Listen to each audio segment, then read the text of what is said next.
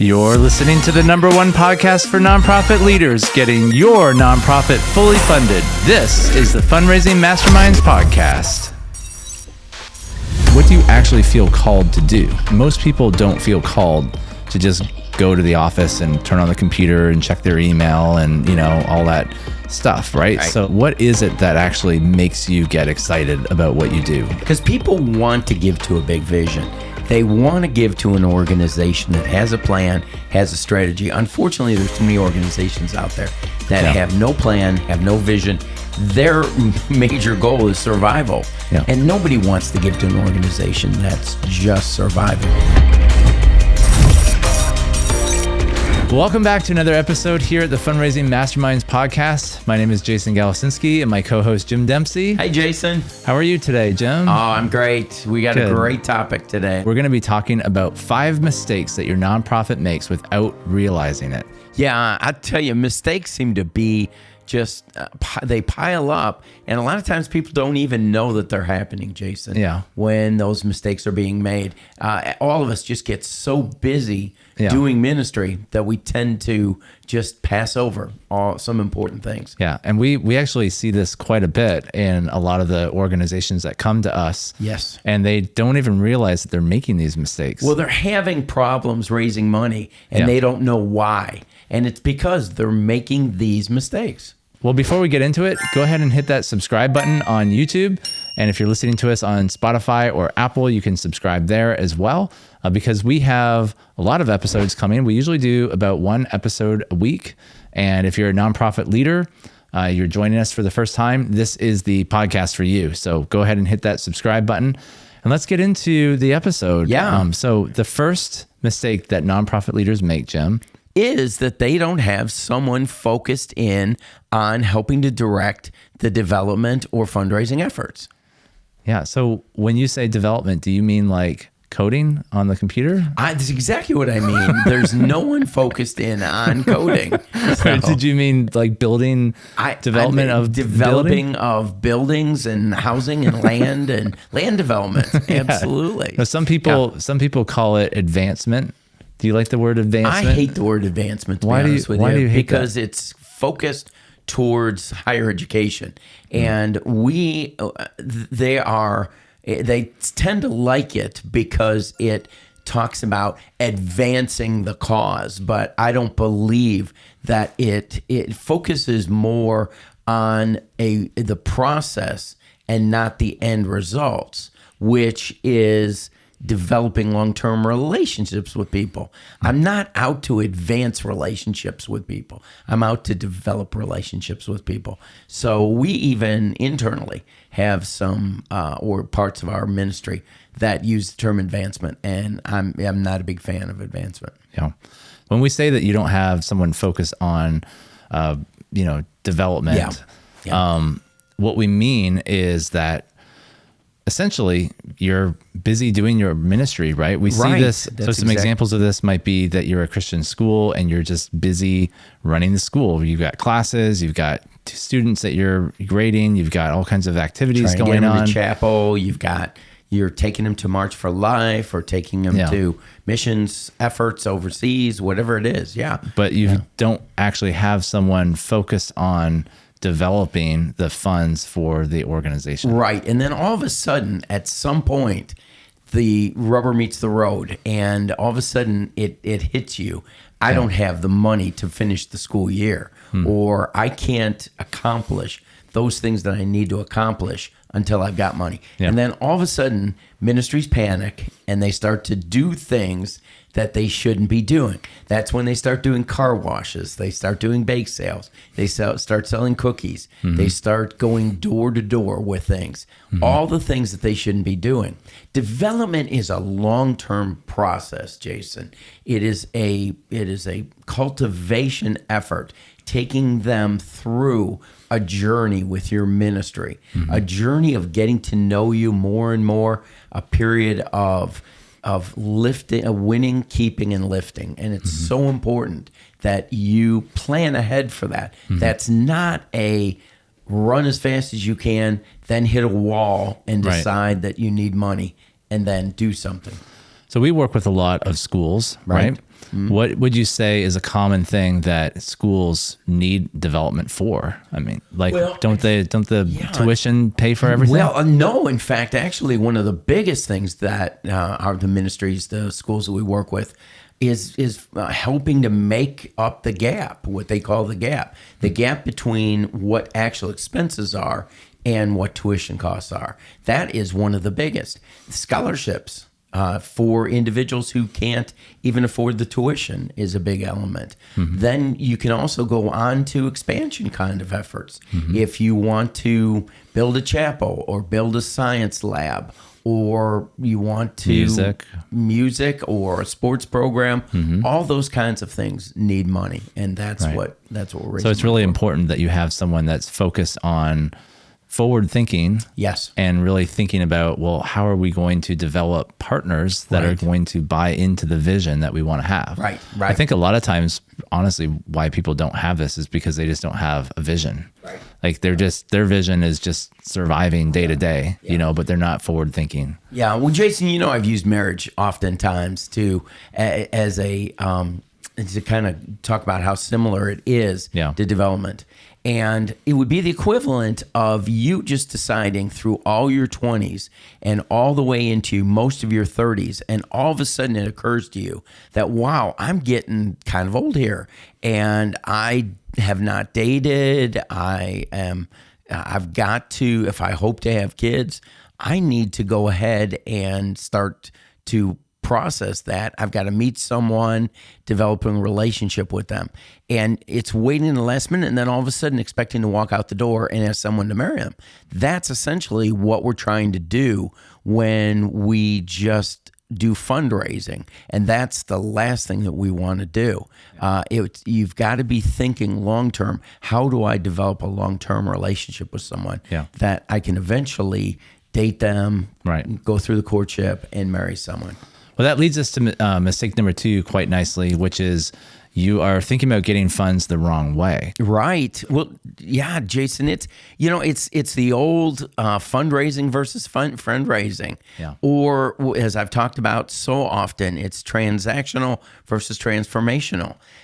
People oftentimes, when they get put in a corner, as I said, they get boxed in a corner and they need money, all they think of is, how can I raise money as quickly as possible? Yeah. So instead of thinking about a transformational relationship, they think about the transactional. I've used so many times the analogy of the ATM.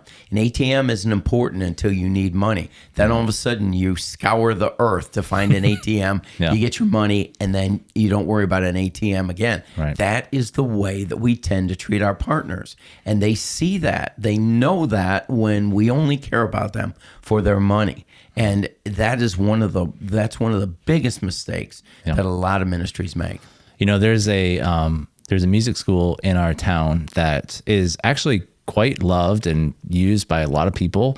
They have probably hundreds of students that go through the door every day, but they're in this small little building and they're always kind of acting like they need more money, right? They're barely surviving, probably. I mean, they're doing okay. I don't get the sense that they're like, dying, but I mean, they just have a lot coming in, but they really could use more space. It would be nice if they had a bigger building, or, I mean, they would thrive a lot with a bigger building. Right. But they just don't have anyone, that's focused on how can we grow and expand this. They're just busy every day, just, turning up music lessons and doing all the stuff. And I think the people that are doing it love working with the students and they love doing the thing, but there's no one actively trying to grow and expand, which takes effort. Yeah. So how that relates to mistake number 2 is that they do fundraisers from time to time, but it's more of a, oh no, we're running out of money. Right. Let's pull something together. And it's usually twice a year or something like that. Yeah. And it feels like, well, I mean, they have it built into a rhythm. So they do several fundraisers a year, selling tickets or doing different things. And it usually try to work in some performances or whatever from the music school, but there's nothing actively dedicated to growing and expanding and forward thinking. Yeah, I talk about managing momentum. That's what a lot of ministries are doing. They're just barely surviving. They're one step ahead, and they're not all they're doing is managing momentum. The momentum is continuing to drive things, and they can barely keep up with the momentum itself. And so it doesn't allow them to plan for going ahead. Well, and then when they finally do a fundraiser, it's a fundraiser, right? They're selling tickets, they're doing something, and they I don't know how much they make, but it's probably not very much. Maybe a couple $1,000s, or maybe 10 or 15,000 here and there. But, it probably helps a little. But what we want you to think about is fundraising versus fundraising, right? Fundraising is, instead of focusing on raising funds when you run out, you're constantly thinking about, how can I develop partners that will buy into the vision of this organization and be with us for the test of time. Right. That's where the real growth, it is.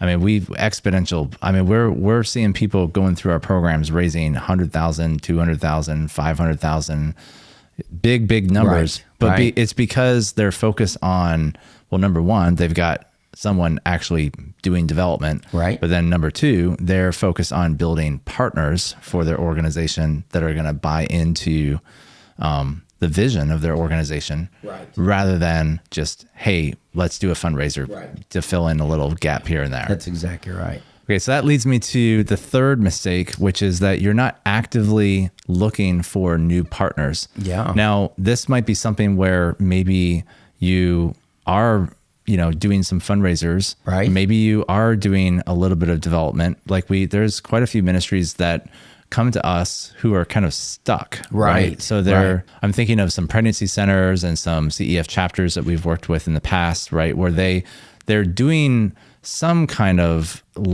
basic level of development, but maybe they're doing an annual dinner, maybe they're doing a walk for life, but they are stuck. They don't have new partners coming in. Yeah. And typically what happens is that names are going out the back door faster than they're coming in the front door. They're not having a net gain of new donors that are coming in. They're not focusing in on new donor acquisition. We certainly need to keep the names that we have. That's vitally important. But we've also got to make sure that we're bringing in people faster in the front door than we're losing them out the back door. I talk oftentimes about shutting the back door, but making the front door wide open. And that's what we need to do so often. Yeah. So it's really important as an organization that you have a way of actively getting new people in the door all the time. That's right. One of the things I love about our Perfect Vision Dinner mentorship program is we teach you how to bring in new people every time, right? Like one of our goals with the Perfect Vision Dinner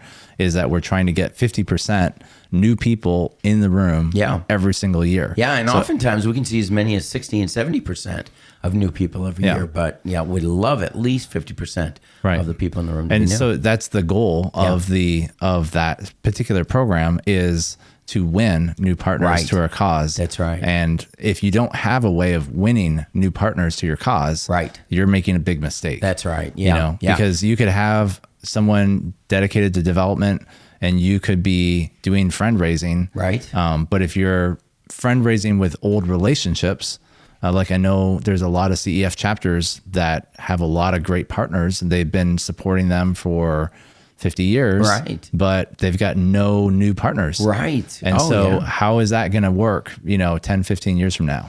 When you just sending out prayer letters to people or newsletters to people, that's nice. But if you aren't constantly asking someone to consider opportunities with you or to lift them to a higher giving level, chances are the attrition rate is going to come back and bite you, because chances are you're going to be losing more people than you're bringing people in the door.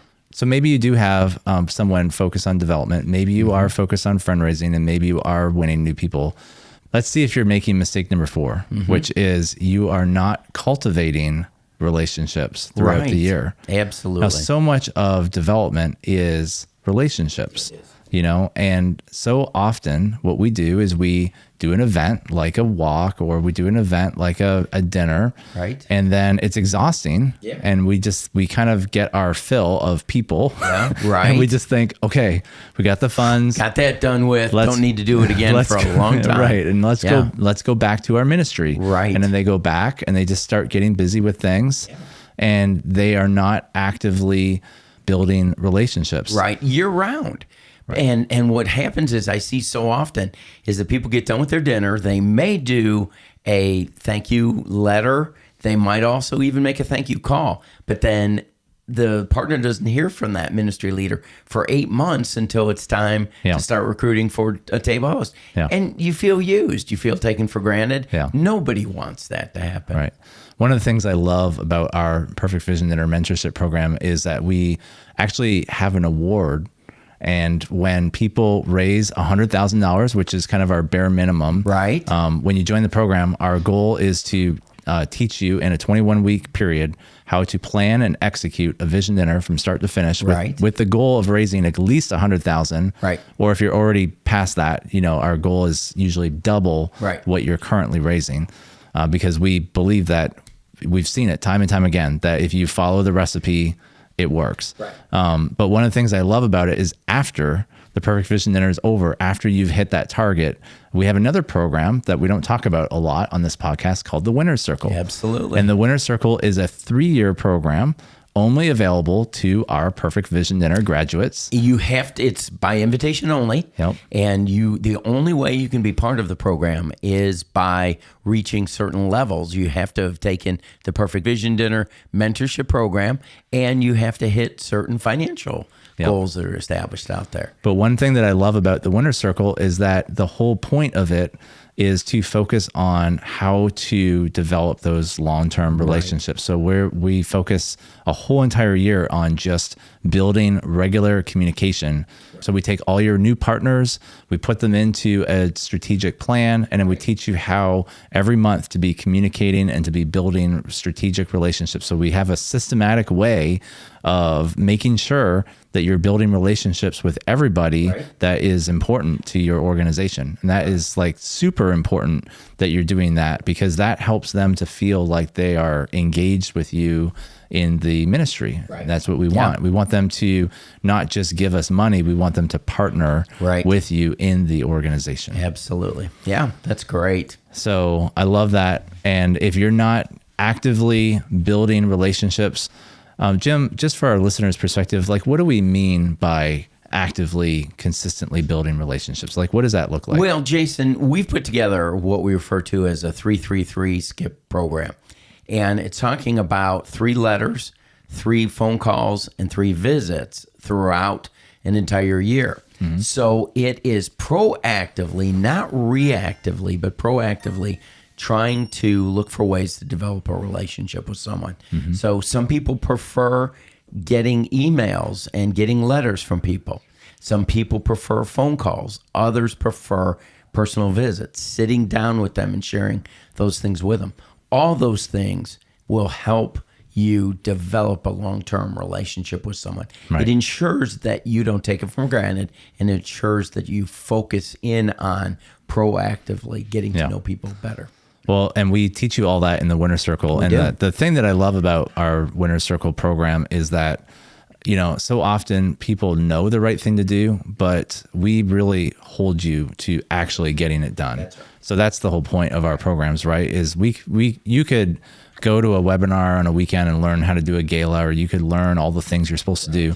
But then how many times do people just go home and they don't do anything? Right. That's right. And our programs are really focused on every single week we give you, this is what you need to do. We do regular calls, we do regular check-in, and we're asking you, are you doing this? Yeah. Are you getting it done? It's focused. So just holding their hand and walking them through the process is really what people love. Yeah. Well, let's talk about the last mistake, which is you don't have a strategy to challenge your partners. Right. And what do you mean by that? Well, if you aren't strategically challenging people to move from one level to the next, then your people will go stagnant, and you'll keep people at a plateau. And trust me, after a while, if people aren't challenged with new challenges and new opportunities, they're going to fade away into the sunset, because people like to be actively challenged to give more.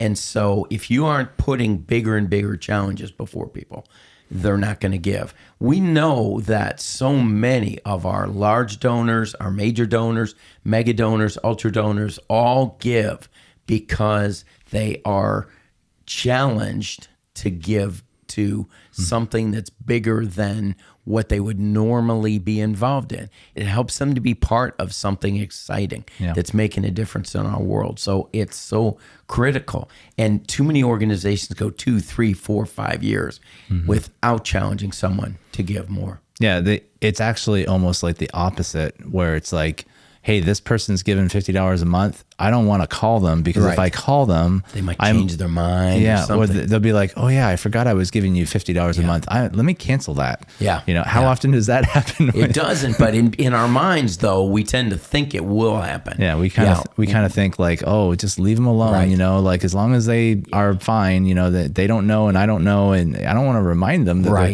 Right. But that's because you don't have a relationship with that person. That's right. Yeah. If you did have a relationship with the person, you probably wouldn't be thinking that, right? Well, sure. Absolutely. And getting back to the dating analogy, if you go into 3, 4, 5, 6, 7 years of being engaged and not taking someone to the next level and marrying them, you're going to probably end up losing that person. And it's exactly the same way. Well, those are the 5 mistakes. Jim, you want to review them real quick for us? Yes, I'd be happy to. The first one is that we want to make sure that you've got people focused in on development. Number 2, we don't want to be asking in the wrong way. We don't want to be focusing in on fundraising. We want to be talking about focusing on fundraising.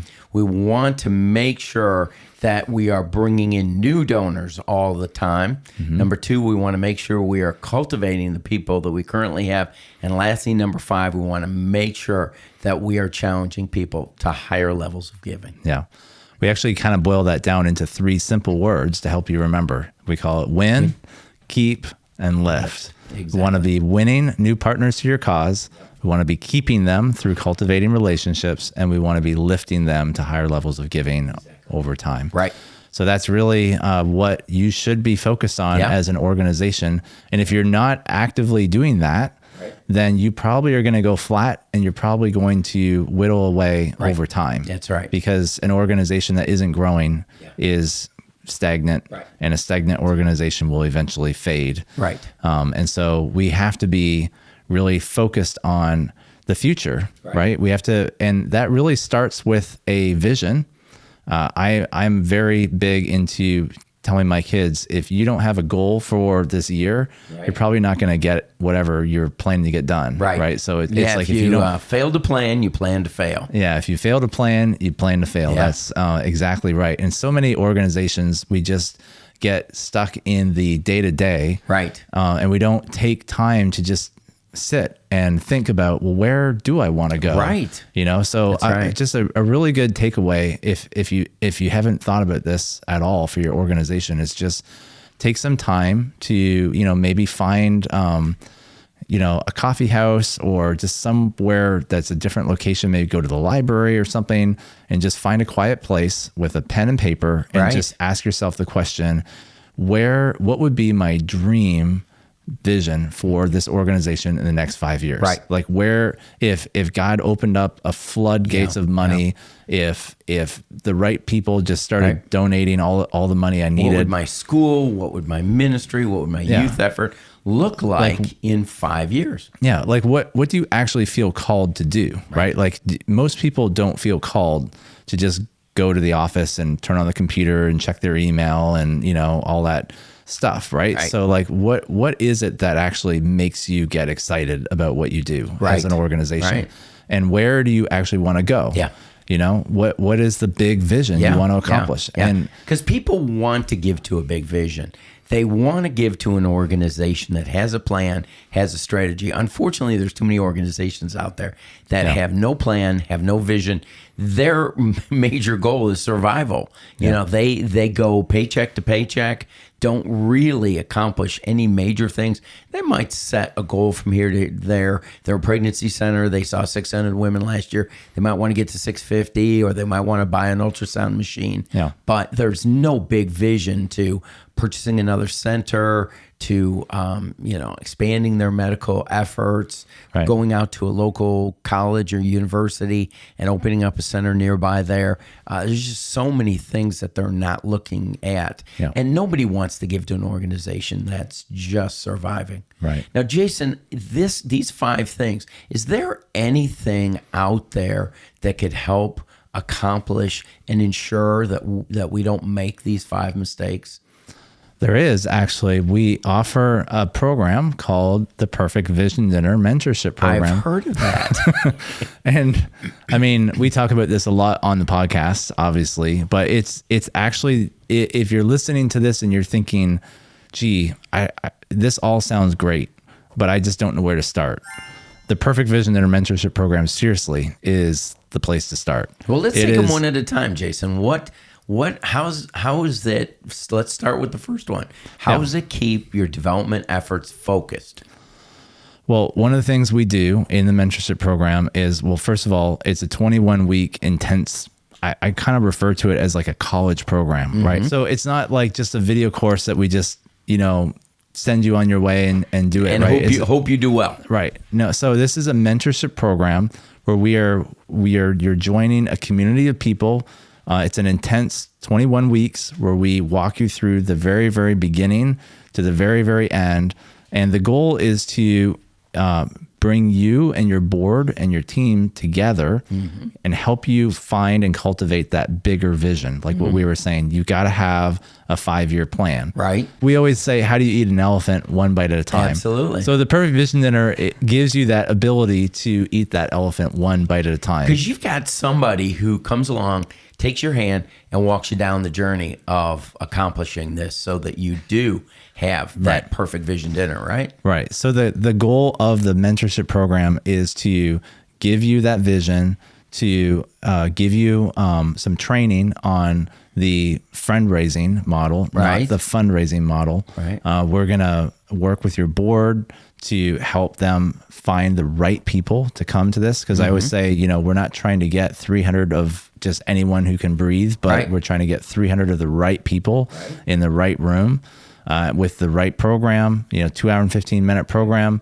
And, the goal of the program is to plan and execute a vision dinner to raise at least $100,000. That's our goal for you, is to raise at least $100,000. The cost of it is generally around, it's about a 10-to-1 return on investment is what I say. So it's about a tenth of what you bring in. But if I'm an organization that last year raised $300,000, you're going to try and take me to another 50 to 100%. Yeah, we see organizations joining the program that are stuck.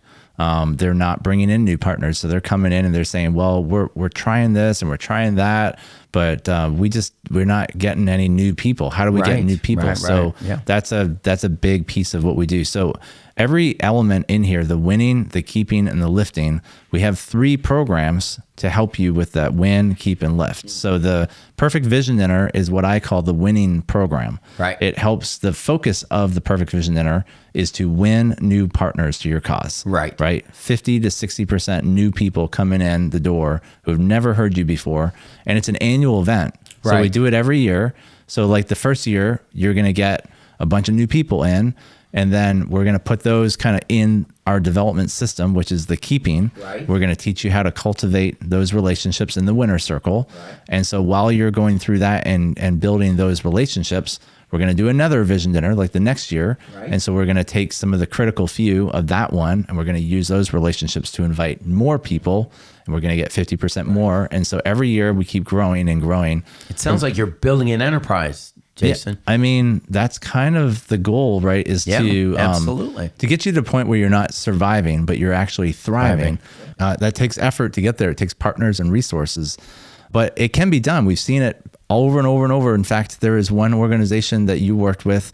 I won't mention the name, but it's the organization that works with the girls. Yeah, getting them out of anti-human trafficking. Yeah, organization. And I mean, you've been working with them for like 8 years. Yeah.